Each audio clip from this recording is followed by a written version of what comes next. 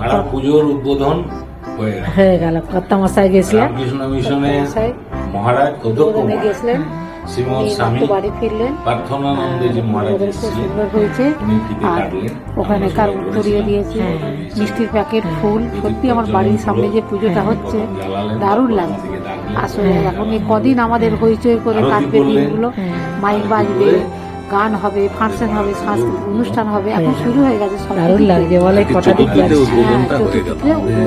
পাড়ার উদ্বোধনে আমিও ছিলাম, তিনি মহারাজ MLA ছিলেন, এমএলএ ছিলেন, কাউন্সিলর ছিলেন, আর এই আর 22 নম্বর পাড়ার ওয়ার্ডের সমস্ত কাউন্সিলর বিশিষ্টরা ছিলেন। মৌসুমী হাজরা উনিও ছিলেন। সত্যি উদ্বোধনটা খুব সুন্দর হলো। যতই ঝড় বৃষ্টি হোক না কেন, মূর্তিও ভালো হয়েছে, এমন করে প্যান্ডেলও ভালো। প্যান্ডেলও আপনারা আসবেন, আমাদের প্যান্ডেলে আরো দেখে সব যাবেন, আরো সব সব পাড়ার এই পাড়ার তোমার পুজো কি যা হয় আর এই খুব ভালো ইউটিউবে হয়। তারপর এগুলো ছাড়া হয়েছিল, তোমার বন্ধুরা সবাই দেখতে হ্যাঁ পাবে। দেখবেন আমাদের মেদিনীপুরের অরবিন্দনগরের পুজো খুব ভালো।